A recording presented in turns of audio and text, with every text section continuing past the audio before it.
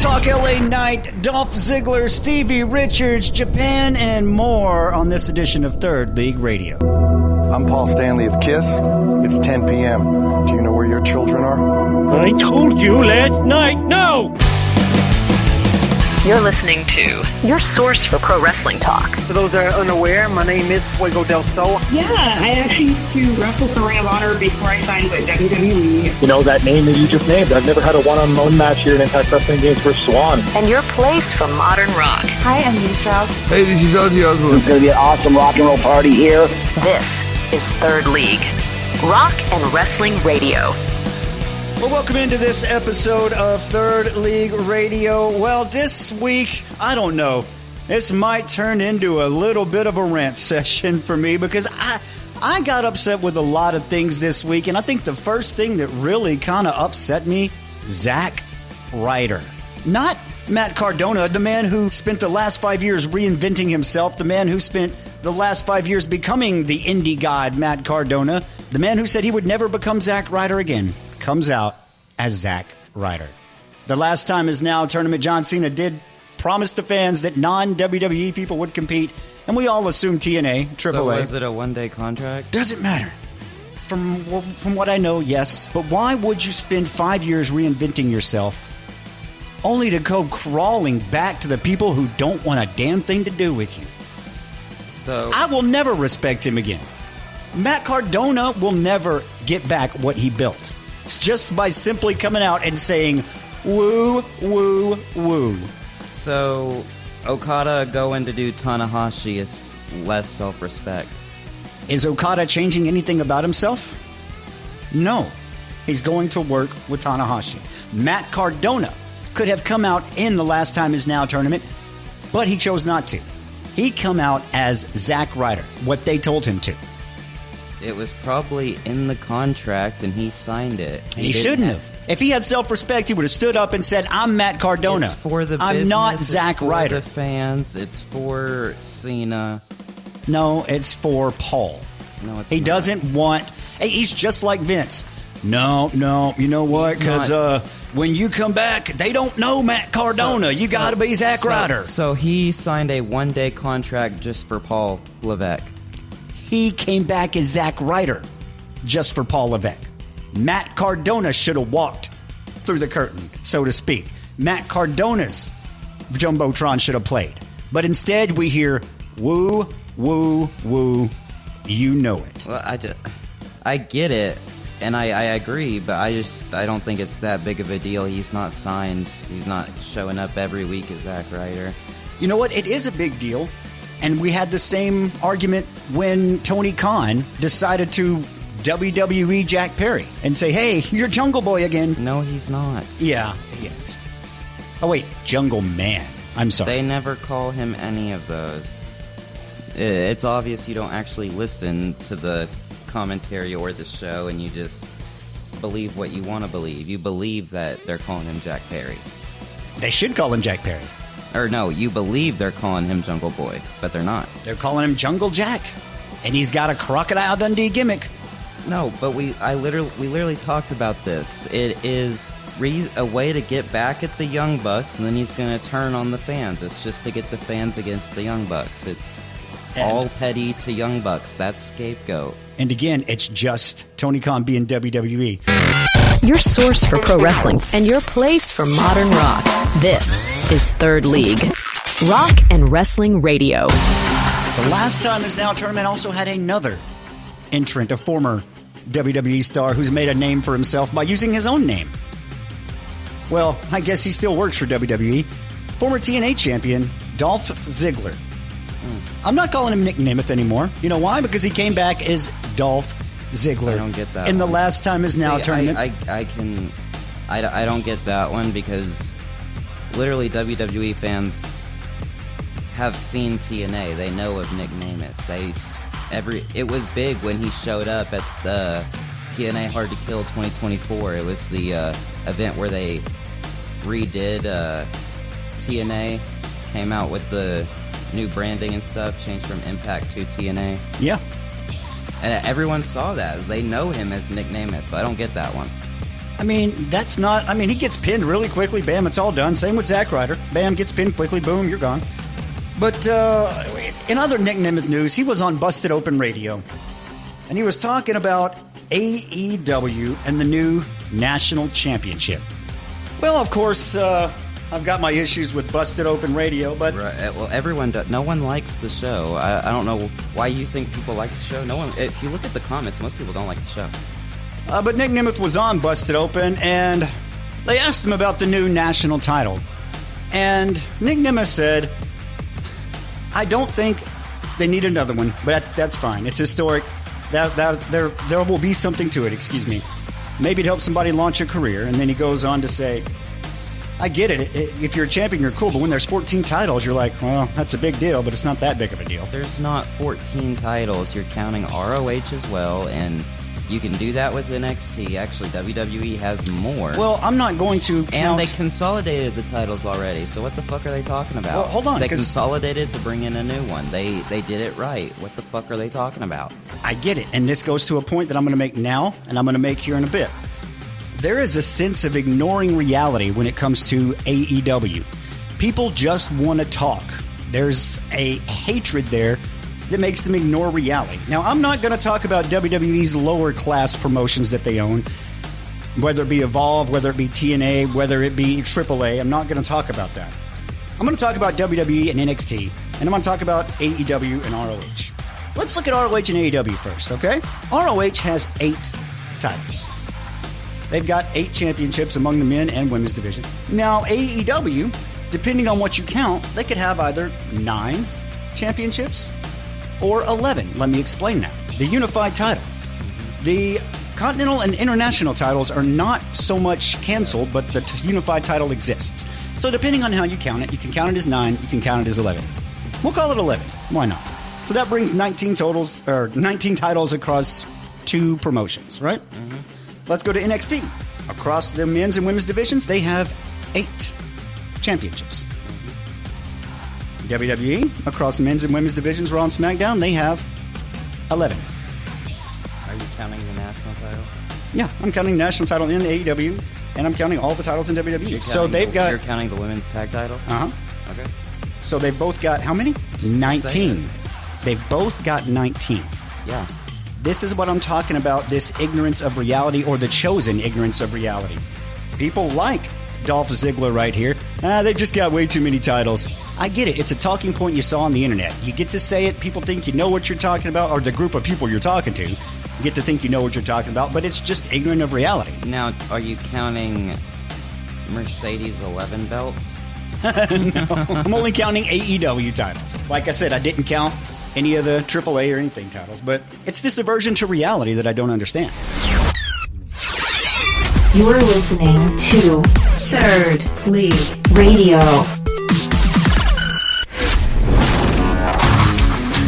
And if we're talking about aversion to reality when it comes to AEW, we've got to talk about a new topic, or something that recently came up on Steven Richards' podcast. Yes. Steven Richards said, Logan Paul is better than everyone in AEW. Why? Because he has a character, and he can already wrestle like them. That statement alone right there should tell you... He doesn't watch. Yeah. And his opinion is bully Ray style. It's not based on reality. There's no characters, MVP. Exactly. Look at everyone in... Tell me who's not a character in AEW. They're making characters out of the Megasis. They're making characters out of shit. Tell me who is not a character in AEW, and you're going to sit there and tell me Logan Paul is better than everyone in AEW? That's bullshit. Everyone in AEW is better than Steven Richards ever was. Yeah, and well, we all know that, but here's the thing.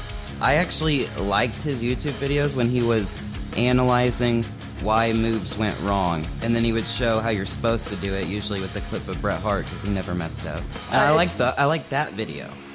And see, these are just people trying to get, I guess, people like me reacting to it. But the thing that I want, there has to be an objective reality. You can have your opinion, but your opinion has to be based in reality. I use this example in daily life all the time. It can be cloudy and raining outside, and you can enjoy it, or you can not like it. Or, I don't like it, but we maybe need the rain. those are different opinions based on the fact that it's cloudy and raining. If someone walked in and said, "What the hell are you talking about? It's not cloudy and raining outside." That's the same thing as we're talking about right here. Stevie Richards walked in and said, "Sun's shining. What are y'all talking about?" Yep. Doesn't make any sense to me. Talking wrestling around the world. This is Third League. But we're going to take a trip to Japan here for a little bit because, back in May, Los Ingobernables de Japan, Tetsuya Naito, Ibushi, they left New Japan. They kept a relatively low profile since then. They did work for Revolution Pro, did a handful of shows there, and then they were working for WXW in Germany. They had basically, the report is they had... were they in the what do they call it? Is it the 14 karat gold tournament? I'm actually not sure on that because they pulled out of the show at the last minute. And basically the word is they had everything set up with I don't want to call him an agent, but the interpreter guy, the person who was talking to set everything up between everybody. The first guy they were talking to, everything was good, everything had been agreed on, everything was fine. And then apparently somebody new got involved on behalf of, Naito and Bushi, and they said that they wanted more money, they wanted EU visas that weren't required to come work the show, they wanted all this other stuff, and WXW was like, no, sorry. Yeah. That's crazy, because I never figured Naito for that kind of guy, but leaving New Japan the way he did, doing things like this, that's not really sitting very well with me. I don't know. I mean, he should probably just head on over to AEW at this point, but he's old. He should have retired in New Japan. Yeah. I mean, that should have been a thing. I mean, maybe him and Tanahashi's last match could have been against each other. Yeah. That might have been a fitting ending there, and both of them knock each other out. I don't know. Rocky 3 style, I don't know, maybe? Like at the end, I didn't hear no bell, ding, ding, whatever. Speaking of someone else who pulled out, Goldberg won't show up for an autograph, just left. Yeah, I am not a fan of Goldberg. I've never been a fan of Goldberg. He was never... Bill Goldberg. He was never taught the right way. He was brought up... Okay, WCW made a lot of mistakes, but one of the big ones was never teaching Goldberg what the business was about. He's unteachable, just like... Well, no, he comes in right out of the power plant, because of his size alone. Okay, he's going to be an imposing figure. He wins a couple matches. People are getting behind him. And then they just push him to the moon. He gets star treatment from the very get-go. He never learned how to... Well, we had Kevin Von Erich on the show talking about he sent Ross and Marshall to be young boys. I mean, granted, Goldberg was not going to be a young boy, but he never learned pro wrestling from the bottom up. Yeah. And that was the problem with Goldberg. It still's a problem today. He's a diva. He's a male diva. But yeah, Ibushi and Naito. I don't know. Hopefully everything gets going with them when they can get something good, some kind of decent retirement out of that. Because they might have fumbled the ball on that one. No, I mean you could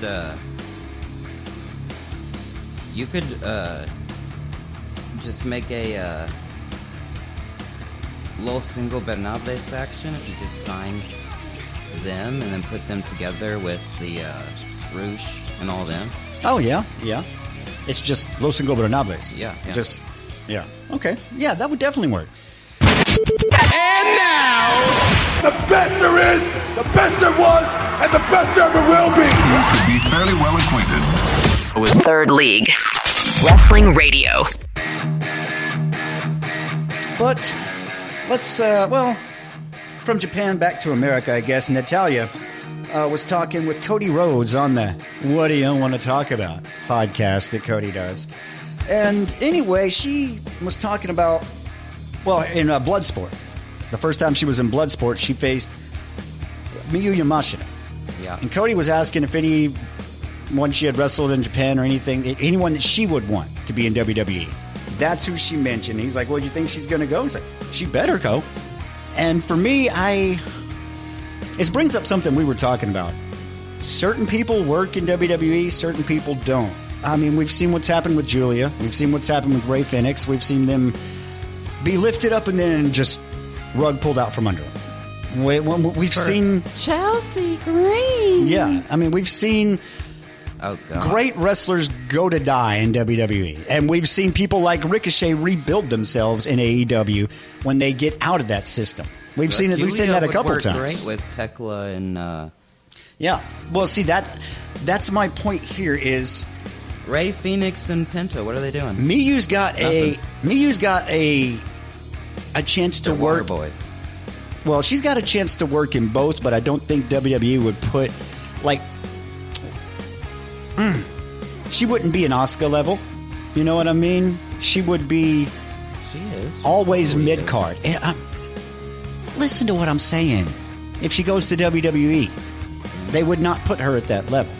She has an ability to work in both companies, I think, and be good in both companies, but I don't think WWE would put her at that level where if she worked well, Tony would definitely put the belt on her once if she was working and getting over. I mean, you see how he's letting the women just basically build their own division.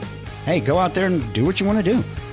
I mean, they're changing women's wrestling, to be honest. And they're doing it in such a way where we actually had no idea what they were going to do if Tony didn't have the title. You know? Even back when Mariah May was here, we had no idea. Right. And then she did her thing and beat Mariah May and all that, you know. But I like how they're actually building everybody at the same time as building the tag division, and all the stories are connecting. Yeah. So you're getting Toni Storm and Mina Shirakawa's story, and that's pretty much just tiding you over. Yeah, that's it. I mean, I don't know. I would hope. And then all the heels are coming together. They're taking over. The heels are going to win the women's tag titles. Chris Statlander might join the heels. She might lose the title. Yeah, I don't think Stat's going to lose it. I think the AEW title is going to be the one that Mercedes can't get until after she loses some of those belts. I think she wins the world title from Statlander, and then the heels have 25 championships. But this is going a little bit off topic, because the thing is would Yamashita be better in AEW ROH or working in the WWE farm system? Honestly, it all depends on how you use her. Because honestly, she would never get past mid-card in WWE. I don't know how far she can go in AEW. Whoa. But WWE, she would be the main event of Evolve. You know what I mean? She would be sent over to TNA or down to AAA. I don't know how well her English is. I don't know her that well. But AEW is definitely more open to Japanese speakers and Spanish speakers to do actual promos, to have translators or stuff like that, where it's not like every time they do Japanese in WWE, it's just Io Shirai and Asuka Cat yelling at each other. Yeah, or Shinsuke having subtitles. Yeah. Other promotions have the courage to just let the promo be, and fans will somehow figure it out. They're trying to make Shinsuke like Dark Karate Kid. And after it's all over, you say, "Oh, what a lovely tea party." Third League. Wrestling Radio. But yeah, that is going to be... Then they don't use him. They use him once, and then they stop for like 6 months, and he goes surfing. Yeah, I don't know. That's just kind of what they do. But honestly, that's better. Like, I know when you're in AEW, you're allowed to do a lot more in ring. You're allowed to work instead of just go out there and play wrestler with each other for a bit. But WWE is a senior center. But what I'm trying to say on that is, okay, I would rather have MJF for 6 months at a time than to have MJF go hard for 2 years and break an ankle or break a leg and be gone for another year or whatever. You know what I mean? I would rather have short bursts, so to speak, and then let guys take a few months off and come back, reheal, recoup. I don't know. Maybe Tony Khan's doing that now. But you got to be careful in that. Because we've seen, we can gripe about and argue about this all the time, but the worst era of AEW was when you had people hurt or you had people out on vacation or whatever. I mean, that was the worst era. And Darby and Orange were the stars. We can argue on that part, but we can't argue on that being the worst era of AEW.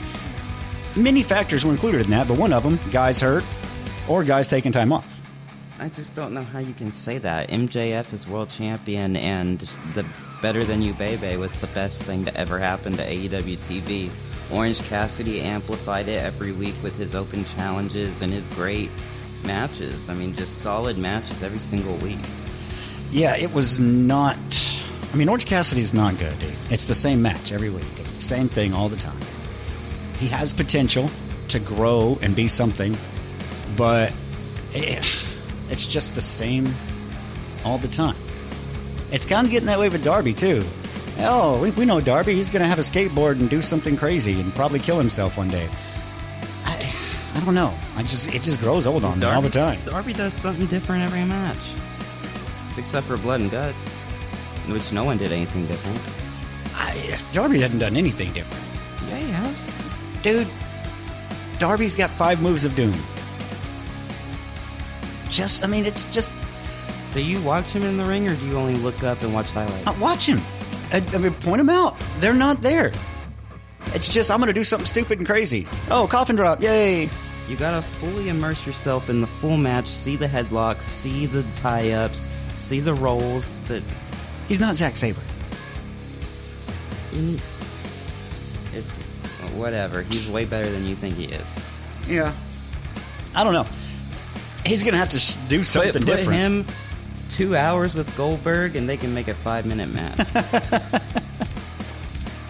Let's not even get into that. But, that should be an episode one day. We need to go through that whole Goldberg-Regal debacle where Regal just schooled him, gave him a good match, and Goldberg had no idea what to do. He was lost the entire time. Pissed off when he got back. And what happened? Regal's like, I did what you tell me to do. And they were like, no, you're... I forgot what they did to him. Yeah, no, Regal gave him a good match and he got gone for it. But that's going to do it for us this week. We'll see you next time. It's Third League Radio. Thank you for listening to this edition of Third League Radio. Download the latest episodes at Apple Podcasts, Spotify, or YouTube. Catch the live radio show every weekend starting at 10 p.m. You can listen live every Friday night at mix961.net. This has been Third League Radio.